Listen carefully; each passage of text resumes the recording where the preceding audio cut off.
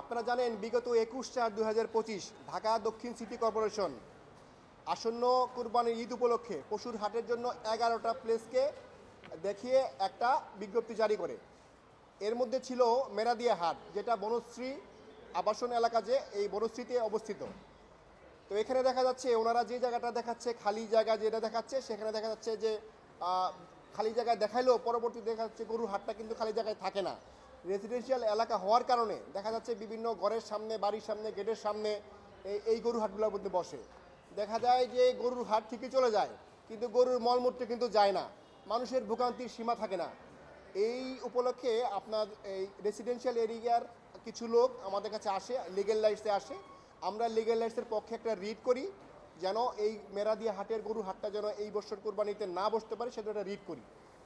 সেই রিটের প্রেক্ষিতে মাননীয় বিচারপতি কাজী জিনাত হক এবং মাননীয় বিচারপতি আইনুন নাহার সিদ্দিকা, ওনাদের দ্বৈত বেঞ্চ একটি রুল ইস্যু করে, এই যে মেরাদিয়া হাট কেন অবৈধ ঘোষণা করা হবে না, এবং এই যে বিজ্ঞপ্তিটা সেটাকে 3 মাসের জন্য স্টে করে দেয়।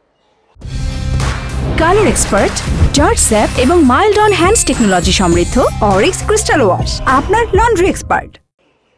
আর কারা করেছে এবং মানে কেন করেছে?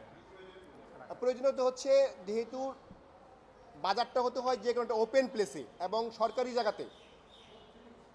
এই যে মেরাদিয়া হাটের যে জায়গাটার কথা বলা হয়েছে খালের পাশে, সেখানে আসলে একেবারেই জায়গা নেই। সরকারিভাবে বিভিন্ন ছোটো ছোটো দোকানপাটও দেওয়া হয়েছে, বিশাল একটা ময়লার ডাম্পও আছে, আমি এখানে গিয়েছিলাম। যে কারণে ওইখানে গরুর হাট দেওয়ার মধ্যে কোনো জায়গাই নেই, বরং দেখা যায় গরুর হাটের নামে বিভিন্ন রকম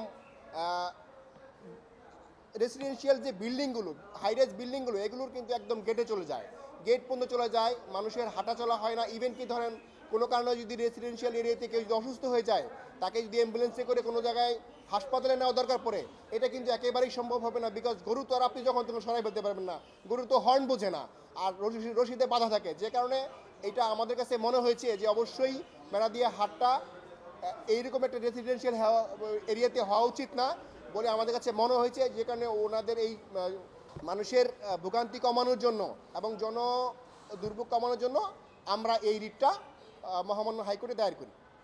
গুরুত্বপূর্ণ হচ্ছে এর আশেপাশেও কিন্তু অন্যান্য হাট আছে। আর গরু তো এখন তো বর্তমানে আপনারা জানেন যে বর্তমানে কিন্তু অনলাইনে গরু কিনা যায়। এখন যদি আপনি এই হাট বাজার রেসিডেন্সিয়াল এরিয়াতে ঢুকাই ফেলেন, তাহলে তো মনে করেন মানুষ তো আর রেসিডেন্সিয়াল এরিয়া থাকবে না, সেটা হাটের একটা অংশ হয়ে যাবে। হাট হইলে তো আপনার ধরেন মানুষের দৈনন্দিন জীবন তো তাকে আপনাকে পারপাস তো সার্ভ করতে হবে, তার তো বাজার করতে হবে, তাকে তো হাসপাতালে যাইতে হবে, বাচ্চাদের স্কুল কলেজ করতে হবে। তা আপনি যদি ঘরের সামনে আপনি গরু বেঁধে রাখেন, তাহলে আমি কীভাবে স্কুলে যাব, কীভাবে আমি হাসপাতালে যাব? আপনার দৈনন্দিন জীবন তো চরমভাবে বিঘ্নিত হয়।